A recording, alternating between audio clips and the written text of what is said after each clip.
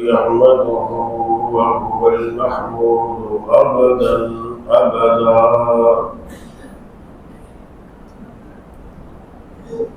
وأستعينه وهو المنعم المولى ونعم النصير مؤيدا.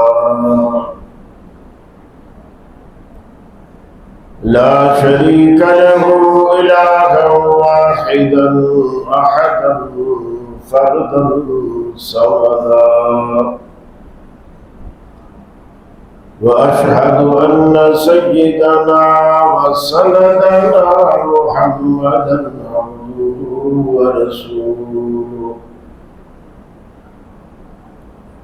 نبي ما ضل وما غوى وما ينطق عن الهوى. فصلى الله عليه وبارك وسلم وعلى آله وصحبه وأزواجه صلاة دائما سرمدا. أما بعد فأعوذ بالله من الشيطان الرجيم. بسم الله الرحمن الرحيم.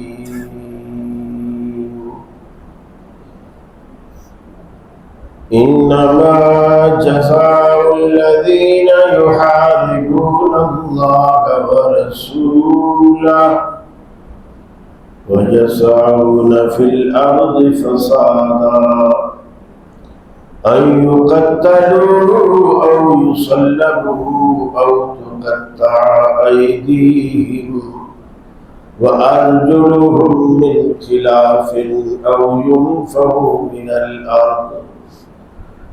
ذلك لهم خزي في الحياة الدنيا ولهم في الآخرة عذاب عظيم.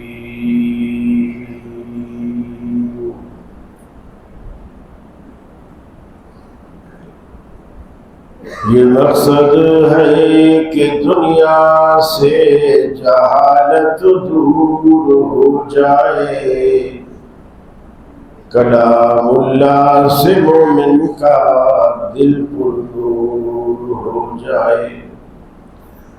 یا الہی جب تک کہ میرے جسم میں جان ہے، تجھ پہ صدقے تیرے محبوب پہ قربان رہے۔ میں رہوں یا نہ رہوں پر دل کی ہے یہ دعا، دین احمد اور عزت قرآن رہے۔ عزیز ساتھیوں، دوستوں اور بزرگوں، نبی رحمت صلی اللہ علیہ وسلم نے اپنی امت کو آنے والے ہر خطرے سے آگاہ فرمایا، اور اس کی ضرورت اس لیے بھی پیش آئی کہ دنیا میں بہت ساری چیزیں، بہت سارے معاملات، بہت سارے لوگ ایسے ہوتے ہیں کہ وہ ویسے نہیں ہوتے جیسے نظر آتے ہیں، اور بہت سارے لوگ جو جیسے بھی ہوتے ہیں وہ نظر نہیں آتے۔ ہمیں نظر کچھ آتا ہے، حقیقت میں ہوتا وہ کچھ ہے۔ اس لیے رسول اکرم صلی اللہ علیہ وسلم کو آگاہ کرنا پڑا، اپنی امت کو آگاہی دی کہ مختلف فتنے قیامت تک رونما ہوتے رہے۔ ان میں ایک فتنہ ایسا فتنہ ہے، آپ نے صحابہ کرام سے کہا کہ تم ان کو دیکھو گے، شکل و صورت، چال ڈھال سب کچھ تمہارے جیسا ہو. وہ لباس جب پہنیں گے تو ان کے کپڑے پنڈلی تک ہوں، اور یہ سنت ہے. رسول اللہ صلی اللہ علیہ وسلم جب اکثر اپنی لنگی وغیرہ باندھتے تو نصف پنڈلی تک باندھتے. ہمیں پھر بھی اجازت ہے کہ ٹخنے سے اوپر رکھ لو، لیکن اللہ کے رسول خود آدھی پنڈلی تک اپنا تہبند رکھتے. اور آپ نے فرمایا کہ ان کا لباس آدھی پنڈلی تک ہوگا، گویا رسول اللہ کی سنت کے عین مطابق ہو. فرمایا تم دیکھو گے کہ ہر وقت قرآن پڑھتے ہو، اور قرآن کو ایسا پڑھیں گے اور ایسا سیدھا کر کے پڑھیں گے جیسے تیر سیدھا ہوتا ہے. جیسے تیر سیدھا ہوتا ہے، قرآن کو ایسے سیدھا کر کے پڑھیں گے. یعنی ان میں نہ تو تجوید کی کوئی غلطی ہوگی، نہ اعراب کی کوئی غلطی ہوگی. سیدھا جیسے قرآن اترا ہے ویسا پڑھیں. لیکن وہ قرآن ان کے حلق سے نیچے نہیں جائے، نیچے نہیں اترے. گویا ان کے قرآن کے پڑھنے کا اثر ان کی زندگیوں پر نہیں ہوگا. ان کی زندگیاں قرآن سے خالی ہوگی، لیکن زبانیں قرآن کی تلاوت سے تر ہوگی. جیسے آج کل آپ مصری قاریوں کو دیکھیں. میں یہ نہیں کہہ رہا کہ یہ اس فتنے کا کوئی ایک حصہ ہے، نہیں، میں ایک مثال دے رہا ہوں آپ کو سمجھانے کے لیے. یہ جو مصر سے قاری آتے ہیں، ادھر حسن قرات کے مقابلے ہوتے ہیں، اگر وہ سفید اور بیچ میں لال ٹوپی نہ پہنے ہوئے ہوں تو آپ پہچان بھی نہیں سکیں گے کہ یہ قاری ہے. داڑھی صاف، مونچھیں صاف، سب کچھ صاف. گویا قرآن اتنا خوبصورت پڑھتے ہیں کہ بندہ اش اش کر اٹھتا ہے، لیکن اس زندگی کا، اس قرآن کا ان کی زندگی پر کوئی اثر نہیں. مصر میں بھی اور بعض ترکیوں کے ہاں بھی جو لوگ زیادہ سفر کرتے رہتے ہیں وہ بتاتے ہیں بعض مساجد میں ایک جبہ اور یہ جو مصنوعی داڑھی ہوتی ہے جو بازار سے مل جاتی ہے، جیسے وگ ملتی ہے ایسے داڑیاں بھی ملتی ہیں. وہ مسجد کے محراب میں کھوٹی ہوتی ہے، اس پہ لٹکا ہوتا ہے ایک جبہ، ایک داڑھی. مولوی صاحب آتے ہیں، سارا دن پتہ نہیں کیا کرتے ہیں، جاب کرتے ہیں، کوئی بھی ان کا کام ہوتا ہے، پینٹ شرٹ پہنی ہوئی ہوتی ہے، کلین شیو ہوتے ہیں. جب نماز پڑھانے آتے ہیں جبہ اتارا، اوپر سے جبہ ڈالا، داڑھی اتاری، داڑھی لگائی، اللہ اکبر. اب کوئی پوچھے بدبخت تیرے کو اس داڑھی بھی لگانے کی کیا ضرورت ہے؟ بندے کو تو دکھا رہا ہے، جیسے جس رب کے حضور تو کھڑا ہے اس کو تو پتا ہے نا کہ یہ تیری داڑھی کون سی، کتنے روپے والی ہے. اللہ کو تو پتا ہے. گویا اسلام کا، قرآن کا ان کی زندگیوں میں کوئی دخل نہیں، سرے سے. بہت پرانی بات ہے، شیخ ظفر اللہ رحمہ اللہ حیات تھے، جامع ابی بکر کے جو بانی تھے اس زمانے میں. تو جب آج کل تو حکومتی پابندیوں کی وجہ سے باہر کے طلباء بھی کم ہو گئے اور باہر کے اساتذہ بھی تقریباً چلے گئے. ابتدا میں بہت سارے اساتذہ مصر کے، سوڈان کے، عرب کے ہوتے تھے، اور طلباء بھی بیرون ممالک سے آتے تھے. اس میں ایک مصری استاذ تھے، بڑا قابل آدمی.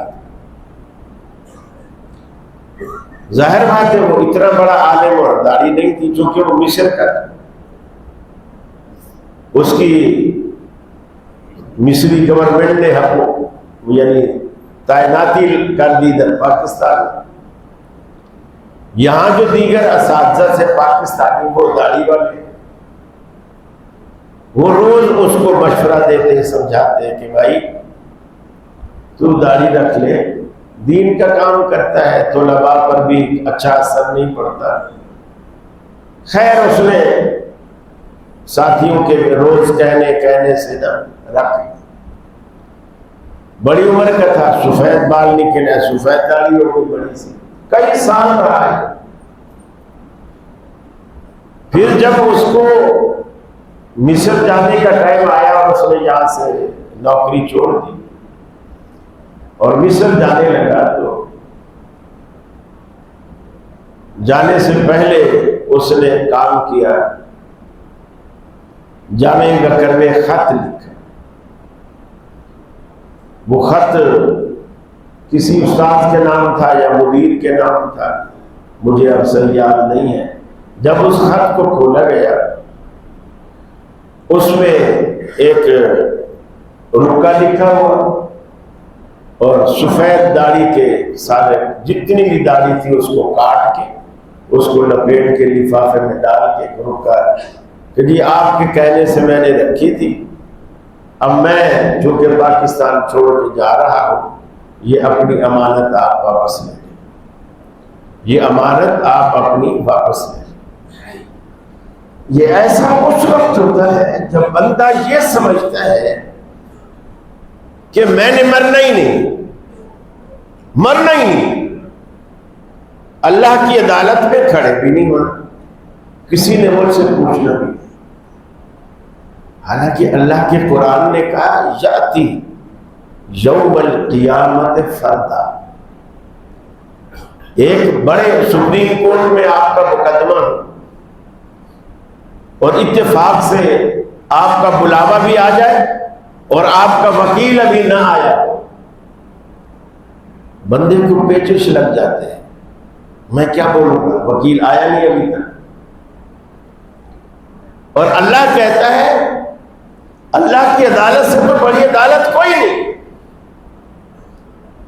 یاتی یوم القیامت فردا، ہر بندہ بغیر وکیل کے، بغیر ماں باپ کے، بغیر بیوی بچوں کے، بغیر دوستوں کے، یوم القیامت فردا اکیلے اللہ کی عدالت میں پیش، اکیلے پیش،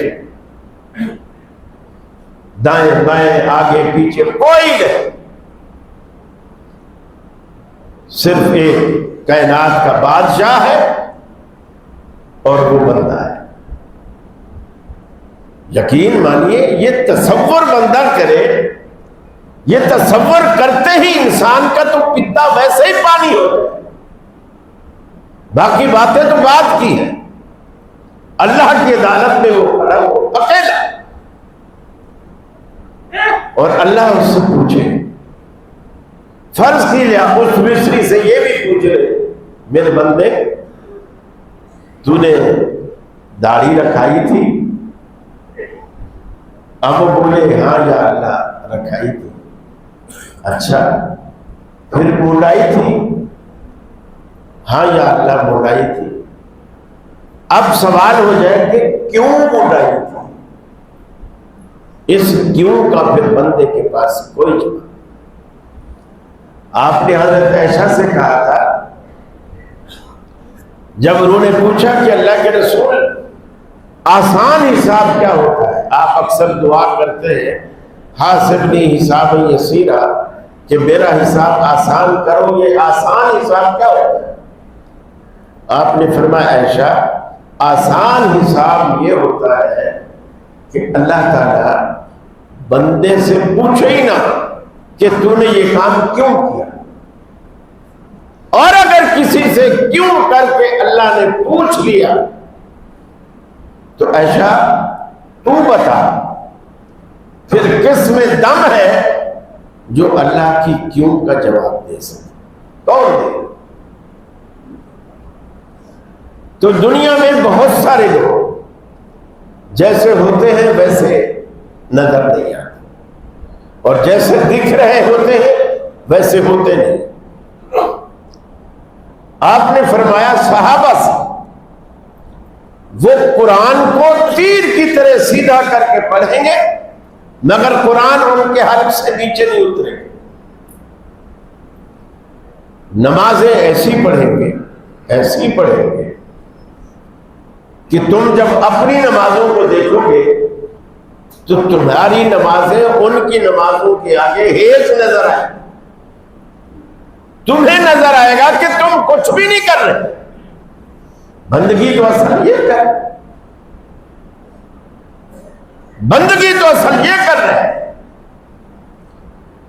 آپ نے فرمایا ان کے نعرے خوبصورت نعرے ہو، خوبصورت نعرے،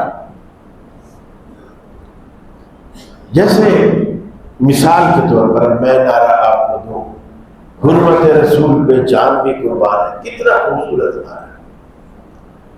لیکن کیا واقعی جو لوگ یہ نعرہ لگاتے ہیں وہ رسول اللہ صلی اللہ علیہ وسلم پر جان قربان کرنے کے لیے تیار؟ رفع الیدین تو ان سے ہوتی نہیں ہے، آمین ان سے ہوتی نہیں ہے، قدم سے قدم ان سے ملایا نہیں جاتا، باقی رسول اللہ پر کیا جان نچھاور کریں؟ سنت کے مطابق ایک نماز نہیں ادا کر سکتے، وہ جان کیا قربان کریں؟ نعرہ خوبصورت، اس میں کوئی شک، بہت خوبصورت نعرہ۔ رسول اللہ نے جس فتنے کی طرف اشارہ کیا ان کا نعرہ تھا ان الحکم الا للہ، حاکمیت صرف اللہ کے پاس، حکمرانی کا اختیار صرف اللہ کو ہے، ان الحکم الا للہ۔ کتنا خوبصورت نعرہ، اور اس نعرے میں کتنی توحید بھری ہوئی ہے۔ لیکن آپ نے فرمایا کہ ان لوگوں کا نعرہ ہوگا جو فتنہ باز، جو فتنہ پرور۔ پھر آپ نے فرمایا بات بات پر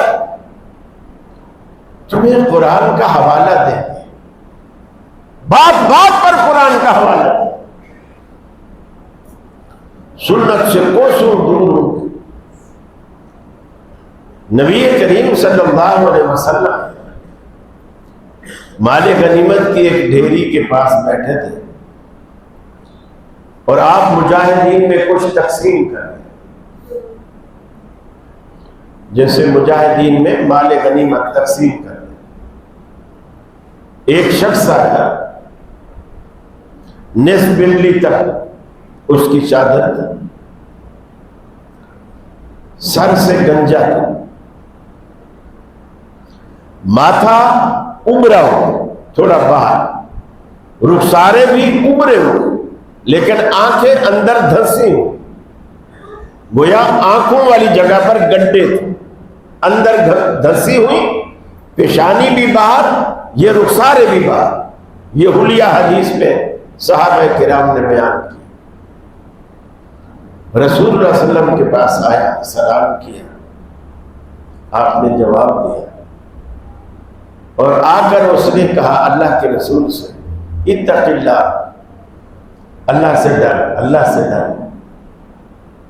یعنی گویا اس نے رسول اللہ صلی اللہ علیہ وسلم کے انصاف میں، عدل میں شک کیا کہ آپ کوئی تقسیم صحیح نہیں کر رہے، اللہ سے ڈر۔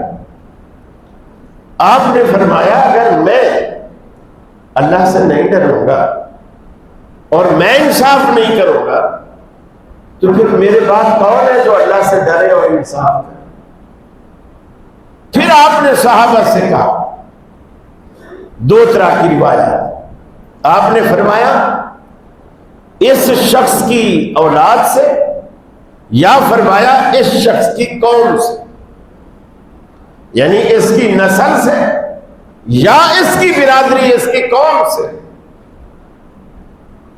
ایسا گروہ پیدا ہوگا، ایسے لوگ آئیں گے جو مسلمانوں کی تکفیر کریں، مسلمانوں کو کافر قرار دیں، نعرے بڑے خوبصورت، عبادتیں بڑی خوبصورت، ریاضتیں بڑی خوبصورت، لیکن زندگیاں کھوکھلی، اسلام سے خالی۔ پھر آپ نے فرمایا ہر دور میں یہ لوگ آئیں گے، ہر دور میں آئیں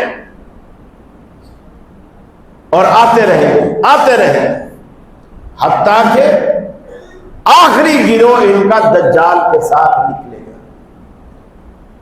ہر دور میں آئیں گے لیکن ان کا آخری گروہ دجال کے ساتھ نکلے گا۔ جب دجال آئے گا وہ لوگ اس کے ساتھ اس کے حمایتی ہوں گے، اس کی حمایت کر رہے ہیں۔ اب آپ دیکھیے یہ ساری نشانیاں اور یہ ساری باتیں رسول اکرم صلی اللہ علیہ وسلم نے بتلائی۔ اگر بندہ حدیث کو چھوڑ دے، حدیث کو نہ مانے، سنت کی پرواہ نہ کرے، تو پھر یہ باتیں ہمیں معلوم بھی نہ، چونکہ یہ ساری باتیں قرآن میں نہیں ہیں،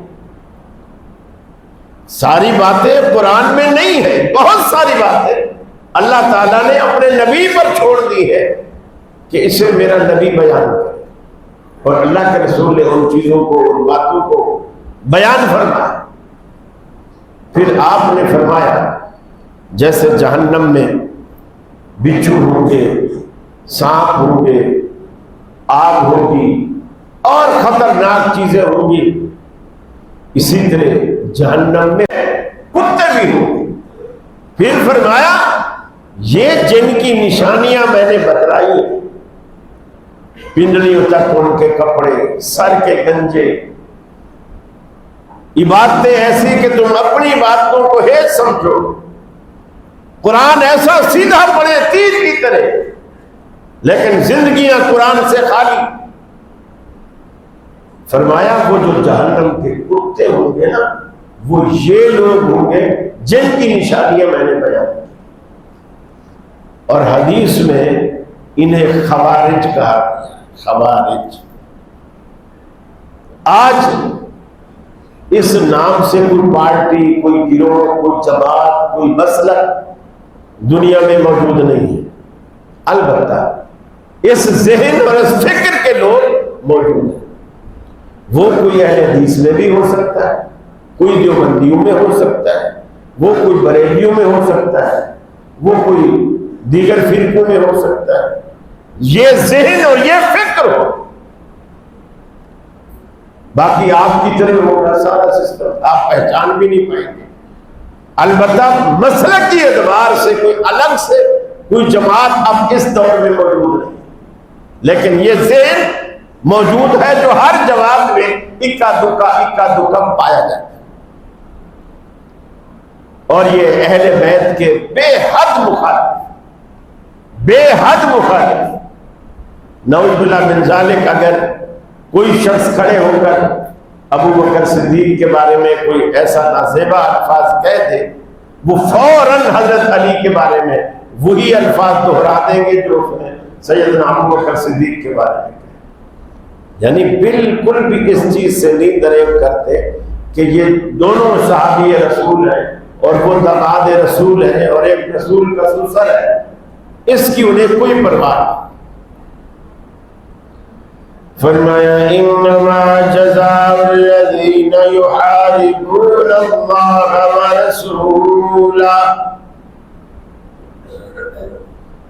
بے شک ان لوگوں کی جزا، ان لوگوں کی سزا اللہ رب العالمین نے یہ رکھی ہے، یحاربون اللہ ورسولہ، جو اللہ کے ساتھ، اس کے رسول کے ساتھ جنگ کرتے ہیں، لڑتے ہیں۔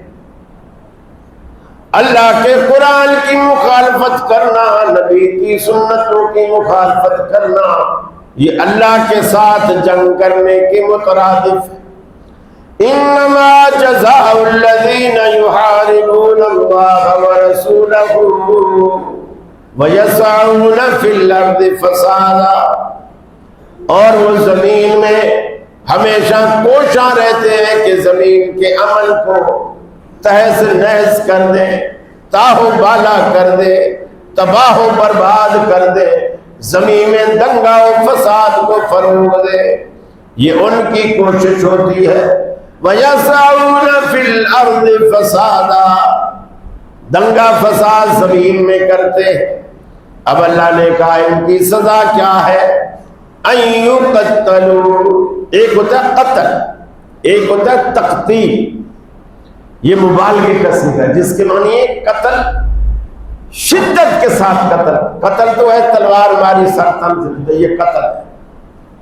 ایک یہ ہے کہ قتل بھی کیا پھر ٹکڑے ٹکڑے کر دے، جسے آپ مسلح کرنا کہتے ہیں، ہاتھ بھی کاٹ دیے، پاؤں بھی کاٹ دیے، گھٹنے کاٹ دیے، باقی دھڑ کاٹ دیا، شکل مس کر دی، دیکھنے کے قابل ہی نہیں رہا، بالکل کسائیوں کی طرح جیسے گوشت بنا کے رکھتے ایسا بنا دیا۔ یہ ہے ان یقتل، انہیں قتل کرو اور ایسی ہی شدت کے ساتھ قتل، او یسلم، یا پھر انہیں سختی کے ساتھ برے طریقے سے سولی پر چلا، او تقطع ایدیہم وارجلہم من خلاف، یا پھر ان کے فرمایا ہاتھ اور پاؤں مخالف سمت سے کاٹ۔ مخالف سمت کا مطلب اگر ہاتھ دایاں کاٹا ہے تو پاؤں بایاں کاٹا، اگر ہاتھ بایاں کاٹا ہے تو پاؤں دایاں کاٹا، یہ مخالف سمت، کراس کی شکل ایسے کاٹا تاکہ یہ زندگی میں ان بیلنس رہے۔ یہ اللہ نے فرمایا او ينفوا من الارض، اگر تم یہ نہیں کر سکتے تو کم از کم انہیں اپنی سرزمین سے نکال، جسے ہماری اصطلاح میں ملک بدر، شہر بدر کرنا کہتے ہیں، ملک بدر کرنا، نکال دو اپنے ملک سے، اس فتنے کو نکال دو۔ رسول اللہ صلی اللہ علیہ وسلم نے کئی ہدایات دی تھی کہ یہودیوں کو یہ عرب کی سرزمین سے نکال دو، آپ نے حکم دیا اور حضرت عمر نے پوری طرح عمل کیا۔ اور آج جو ہم مار کھا رہے ہیں، رسول اللہ صلی اللہ علیہ وسلم کی اس حدیث کو ہم بھول گئے کہ اس خطے کو یہودیت سے پاک کرو، ہم نے ان کو محافظ بنا کر لا کے بٹھا دیا۔ وہ آج جن کو اللہ کے رسول نے امن کے لیے خطرہ قرار دیا کہ یہ اسلام بھی دشمن ہے، تمہاری جان کے بھی دشمن، تمہارے مال کے بھی دشمن، ہم نے انہیں اپنا محافظ بنا کے اپنے تیل، پیٹرول، دیگر معدنیات ان پر محافظ بنا کے بٹھا دیا، گویا چھیچڑوں کی حفاظت پر بلی کو بٹھا دیا کہ اب چھیچڑے محفوظ ہیں، اور اسی لیے ہم مار بھی کھا رہے ہیں۔ کوئی ملک ایسا ہے جہاں مسلمان اتنی پاور میں ہو، اتنی پاور میں ہو کہ کفر اس سے ڈرتا؟ کون سا ملک ایسا ہے؟ ہاں، کفر میں ایسے کئی ممالک ہیں جو پاور میں ہیں اور ان سے مسلمان ڈرتے ہیں، لیکن اس وقت آپ بتائیں، حالانکہ رسول اللہ کے اپنے دور میں نہ صحابہ کے پاس اسلحہ تھا، نہ کوئی زیادہ خوراک تھی، نہ کوئی زیادہ پیسے کی فراوانی تھی، غربت۔ مکہ فتح ہو گیا،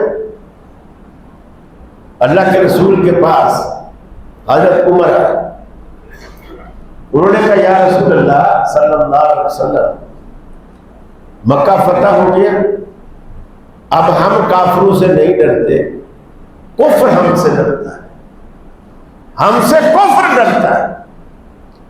اللہ نے جو قرآن میں کہا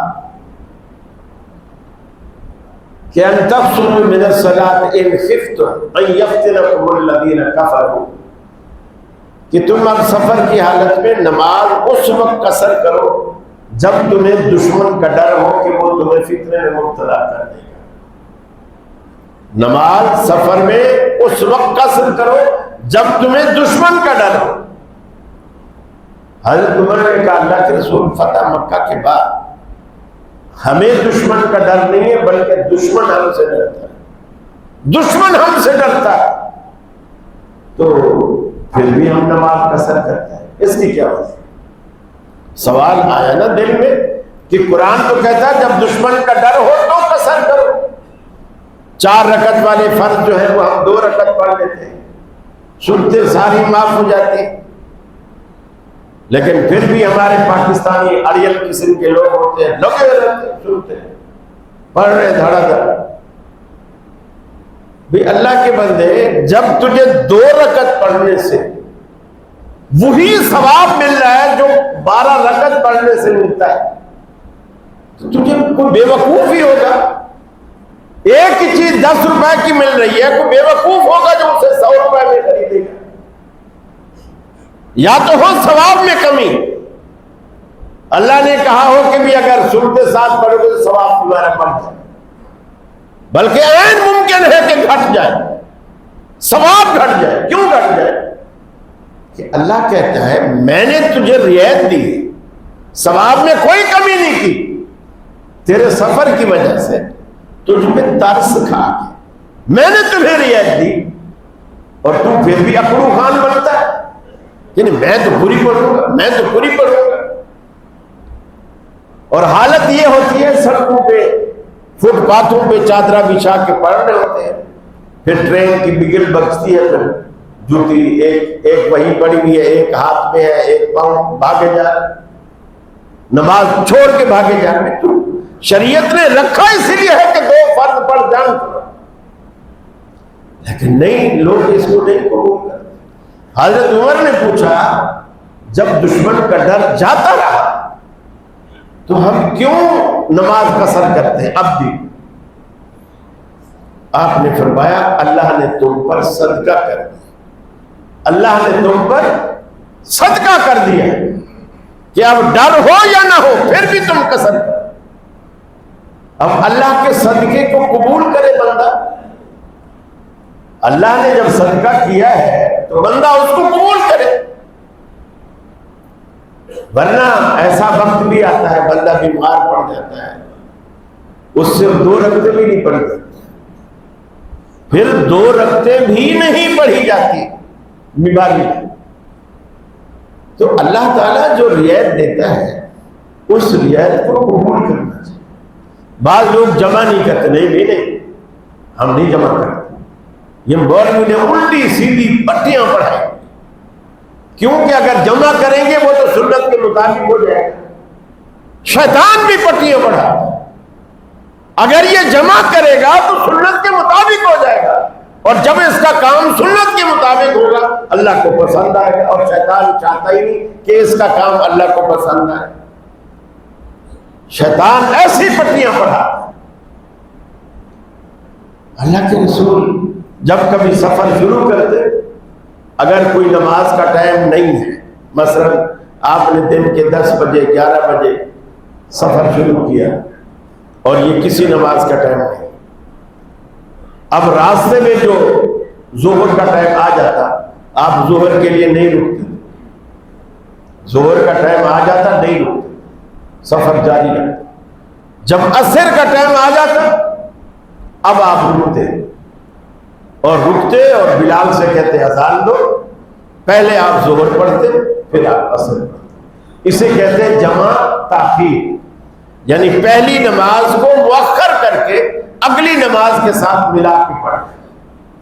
اور کبھی آپ یوں کرتے، آپ جب سفر شروع کرتے اس وقت کسی نماز کا ٹائم ہے، مثال کے طور پر آپ نے 1 بجے سفر شروع کر دیا، اب یہ ظہر کا ٹائم ہے، اب آپ نہیں چھوڑتے، اب آپ پہلے ظہر پڑھتے اور ظہر پڑھنے کے بعد بیت کی سنتیں چھوڑ دیتے، جب بھی نمازیں جمع ہوں گی بیت کی سنتیں ختم، بیت کی سنتیں چھوڑ دیتے اور عصر آپ ساتھ پڑھتے، اور وہ ساتھ پڑھنے کے بعد اب آپ سفر شروع کرتے، اسے کہتے ہیں جمع تقدیم۔